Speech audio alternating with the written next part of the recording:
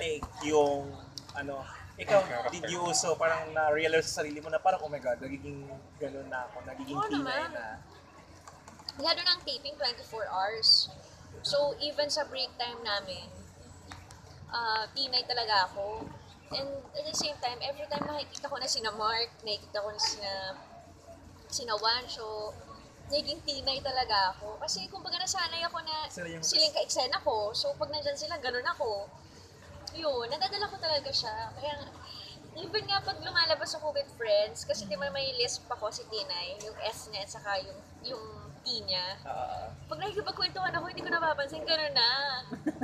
Nalalabas ko siya ng very natural lang. Sabi ko, sorry. But the effort is not as as before. Na when you started, ganun ba siya ka-challenging to be tinay? Is it Hindi na. Kasi ko na siya parang nagamay ko na eh. Kaya lang of course, kailangan ko rin lagyan ng ibang flavor ng timpla. Kasi nakakasawa kung na-establish mo na, ganun-ganun na lang pinapalabas mo every episode or tuwing eksena, wala nang bago. So, kailangan dagdagan ko rin ng mga bagong nuances, mga bagong mannerisms, para may titingnan din, may aabangan ulit sila kung anong ibang acting ng character. what is your response on, mga tao na nagsasabi na this is by far your best performance yet in any, may it be TV or movie?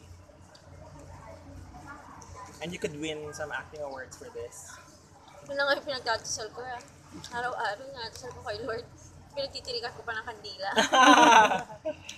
Hindi, natutuwa ako kasi ang dami ko nga nababasa sa social media accounts ko. Hindi ko lang akalain na maging ganun kaingay or responsive yung tao about Pinay. And yun nga, may mga haters turned into followers, may mga ganun na, may mga bashers na nagugustuhan na nila ako, tapos yun, kumbaga nakatulong siya sa akin dahil nagkaroon ako ng mas maraming followers and mas maraming nagmamahal kumbaga.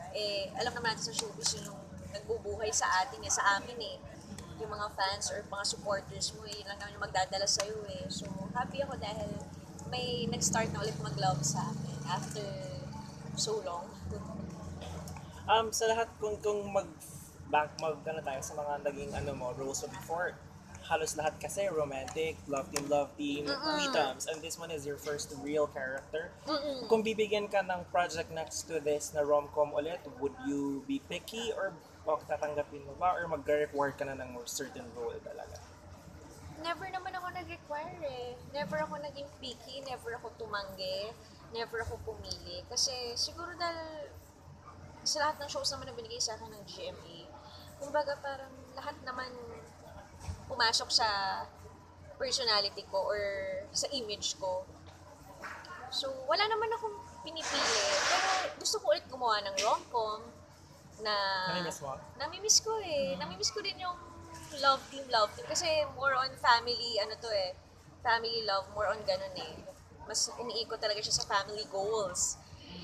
So, nakakamiss din yung love team. Pero happy ako kasi sa lahat nga ng ginawa ko, puro love stories. At least ngayon pa nakatouch ako ng mga mothers, nakatouch ako ng family, ng mga anak. May pressure ba on your part? Kasi since after this, syempre marami na mag-expect more from you since Tataas na challenging yung talaga. Diyos ko, nakakatakot. Nakakatakot. Syempre, pressured ako. At saka dapat yung next na gagawin ko, ibang-iba naman talaga dun sa ginawa ko ngayon. And dapat makita din nila na yung normal ko, ibang-iba din kay Tinay. Yun. Siya sa akin medyo struggle siya sa akin. Like, may mga guestings ako na normal yung character ko. Medyo nahihirapan ako mag-switch. Parang sabi ko, ano ba yung ba't ang hirap na maging normal?